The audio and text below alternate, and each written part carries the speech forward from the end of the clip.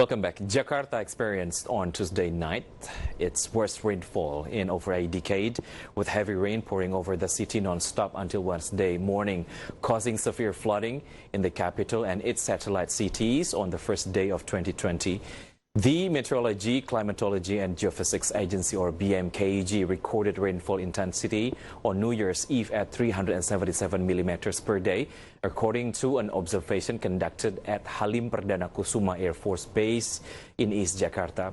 Meanwhile, observations at Taman Mini Indonesia Indah, also in East Jakarta, and Jati Asih in Bekasi recorded rainfall intensity at 335 and 259 millimeters per day, respectively. The figures are the highest in the city since 2007, when rainfall intensity reached 340 millimeters per day. The weather conditions had been worsened by a high amount of water vapor caused by the high temperatures of the Indian Ocean, especially in areas south of Java Island. The water vapor later affected cloud formations over Java Island. The BMKG predicted heavy rain to continue in Greater Jakarta until Saturday as a result of the atmospheric conditions.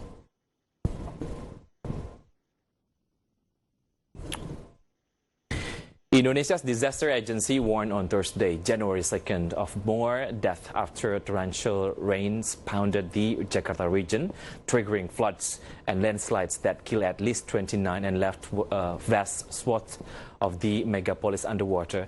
As of Thursday morning, over 62,000 people were evacuated in Jakarta alone. And in this infographic segment, I would like to present to you some data about floods in Jakarta and its surroundings. And the first data is about the regions with the highest number of flood points in Jabodetabek, or we call it Jakarta, Bogor, Depok, Tangerang, and Bekasi area. That happened in early January 2020. Lebak region has 13 flood spots. East Jakarta, 13 flood spots. Bekasi, 27. South Jakarta, 39 flood spots. And Bekasi City, 58 flood spots. And this one is taken from National Disaster Management Agency, or BNPB's data. Most Jakarta residents were faced by floods on New Year's Day that was mainly caused by the seemingly unending rainfall since New Year's Eve. This constant rainfall caused floods across urban streets, office districts, and housing areas. The flood generated from the rain was worsened by the overflowing rivers that pass through the capital cities areas. Same thing also happened in Bogor, Bekasi, Tangerang, and Banten areas. According to Ciliwung Katulampas Public Service Unit, Andi Sudirman explained that the Bogor area experienced torrential rain since Tuesday night on New Year's Eve. So how much fatalities caused by the recent flood in Jabodetabek area? Let's see the next data. This is regions with the highest number of fatalities caused by the flood. Tangerang, 1 person. Bogor region, 1 person. Bogor city, 1 person. Bekasi city, 4 person. And Jakarta, the number of victims that have been affected by the flood, as much as 8%. This one is taken from National Disaster Management Agency, or BNPB's data. The intense rain began on New Year's Eve and continued through the night, leading to parts of the city being submerged and landslides on the outskirts. The victims range in age from 8 to 82. Some died of hypothermia, while others drowned or were killed by landslides. The electricity has been switched off in many districts of Jakarta as a precaution, and some railway lines are also shut, but some of them are reoperated already. From State Electricity Company Instagram account, up to 2nd January 2 p.m., there were 2,123 units of them are temporarily deactivated. In West Java, PLN deactivated 1,055 powerhouse. In Jabodetabek area, PLN deactivated 436 units of powerhouse.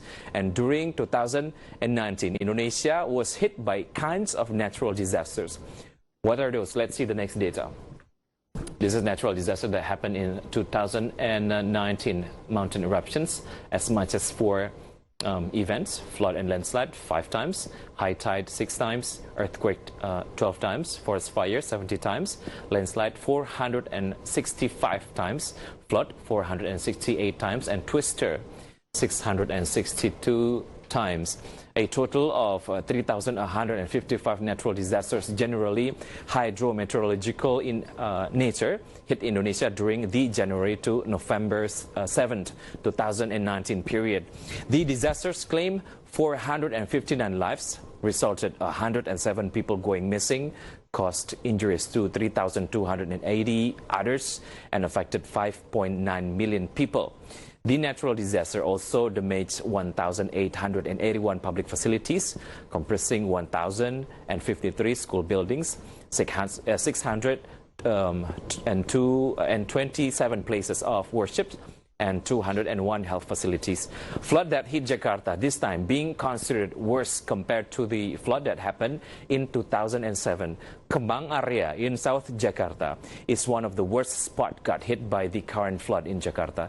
And to see how severe the impact caused by the flood in 2007, let's see the next data. This is a list of loss caused by flood in Jabodetabek area in 2007. This one is according to Bappenas version. Damages in 75 big industry factories that are automotive and electronic industries. Damages in 560 textile factories in Cipulir Industry Center. Damages in 2,100 furniture business unit in 24 furniture industry central, and so on. This one is taken from Indonesian Ministry of National Development Planning, or Bappenas data.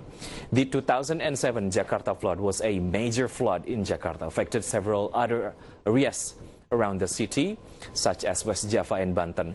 The flood beginning on February 2nd, 2007 was a result of heavy rain, devastation in areas south of the city, and waterways clogged with debris. The flood at that time was considered as the worst in the last 3 centuries, including the 1996 and 2002 Jakarta's floods. So how much the loss caused by 2007 flood in Jakarta? Let's see the next data. This is direct impact loss in 2007 flood in trillion rupiah. 4.5 trillion rupiah, such amount of loss that had been felt by people and private sectors, and government and state-owned enterprises assets also being impacted by the flood that happened in 2007. The amount of loss was as much as 0.65 trillion rupiah. And the most significant reason of the disaster is the high rate of rain, since the rainy season in Indonesia starts in December and ends in March. In 2007, the rain intensity reached its peak in February, with the greatest intensity towards the end of the month. Uncontrolled population growth in urban areas, poor land use planning, and the lack of understanding among city residents and government about floods and its disaster risk are key factors in Jakarta's situation. Eventually, water flowing into Jakarta overflows some of the city's flood control system and causes devastation in these areas. From what happened in 2007, hopefully won't be happening again in 2020. All strategies to minimize the impact hopefully will work effectively. Stay tuned on Market Headlines because we'll be right back after the break.